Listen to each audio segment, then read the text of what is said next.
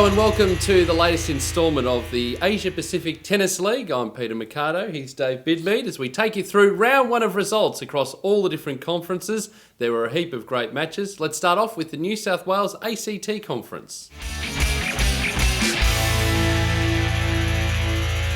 The New South Wales ACT Conference began at Sydney Olympic Park last week and some great matches all round. Unfortunately, on the women's side of things, they were washed out and could not be completed. Kicking off with the men's and New South Wales ACT Conference, ATP Sydney took the win over the National Academy Oz Stars, 5-1. Adam Feeney and Matt Barton were both solid for the winners, taking out their singles matches in an emphatic fashion. The Canterbury Wizards defeated the Hunter Rayworth Tigers, 5-1, with some excellent tennis being played, having 3 of the 4 singles matches going to a tiebreak in the final set. Here's the ladder after round 1 for the New South Wales ACT Conference. ATP Sydney and the Wizards lead the charge in the men's, with the Oz Stars and Tigers occupying the bottom of the ladder. The Canberra Velocity had a bye and will be in action next round. In the women's, City Community Tennis lead the charge on top of the ladder after the washed out matches.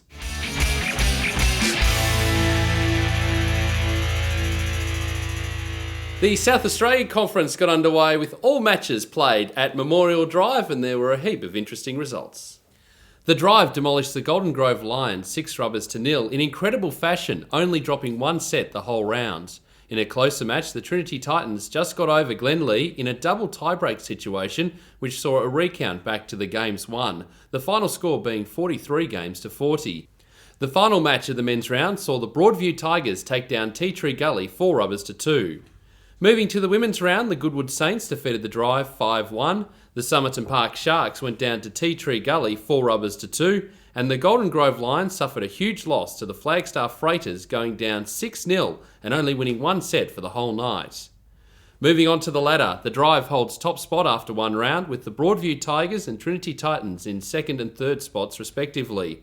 Following up in the final spots are Glenlee, Tea Tree Gully and the Golden Grove Lions, who are all yet to record a win.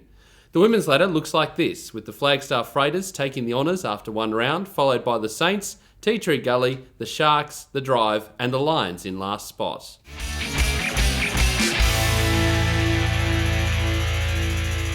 In the West, the WA Conference lit up at the State Tennis Centre, and by all reports, some great matches going down.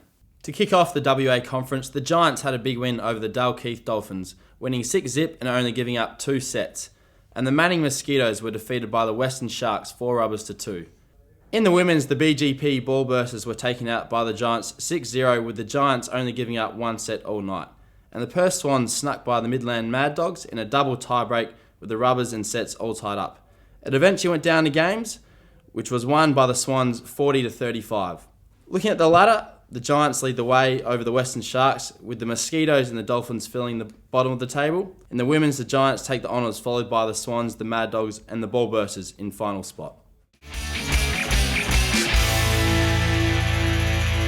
The Victorian Conference of the Asia Pacific Tennis League got underway, with the men playing at the Donvale Tennis Club and the women playing at the iconic Kooyong Tennis Club. On the men's side, the Liston Seagulls showed why they are one of the ATL favourites, with a comprehensive win over the Donvale Devils 5-1. The Devils' only rubber win coming in the last doubles. The Kooyong Classics ended up winning a tight match 4-2 against the Dingley Dingoes.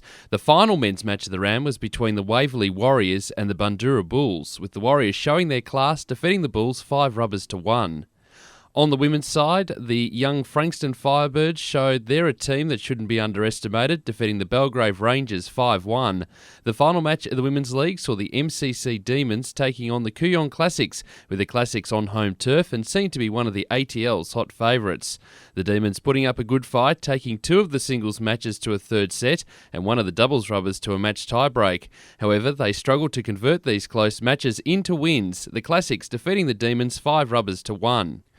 To the ladders, on the men's side, the Warriors and Seagulls are equal on points at the top, followed by the Classics and the Dingoes, with the Devils and Bulls sitting on 1 point at the bottom of the ladder. The women's ladder sees league favourites, the Classics and Firebirds, sitting pretty at the top, with the Rangers and Demons only gaining 1 point in the opening round. The women's Warriors team will make their debut in round 2.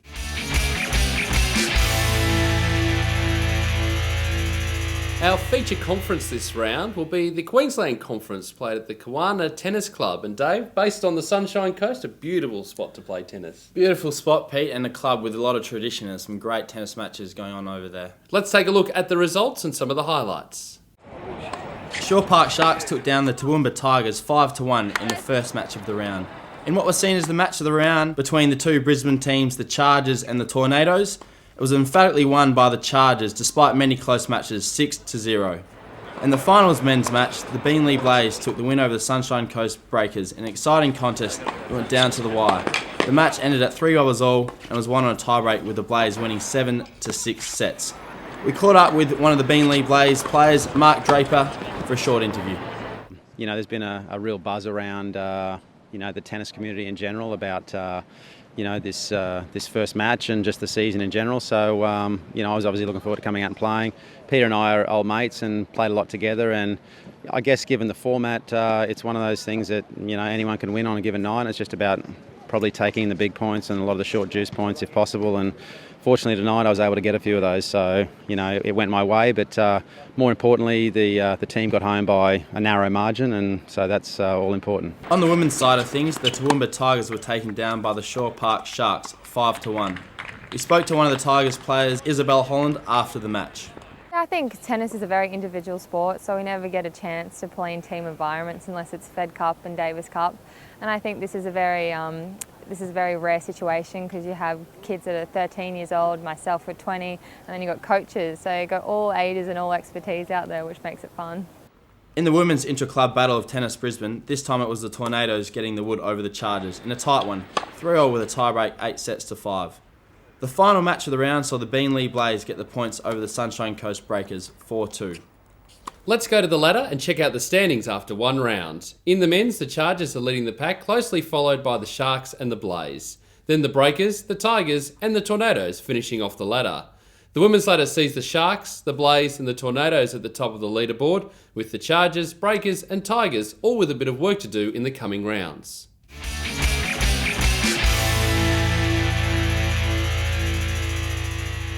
Well, that's it for this edition of the Asia Pacific Tennis League show. And Dave, we're already looking forward to round 2 action. We are, Pete. We had some great tennis in the first round, and there's going to be more to come, that's for sure. To keep up to date with everything that's happening in the Asia Pacific Tennis League, you can check out Tennis Australia's page, tennis.com.au/competitions. Check out the Facebook page at Tennis Australia and also on Twitter using the hashtag ATL. In our next episode, we'll go through all the results of round number 2.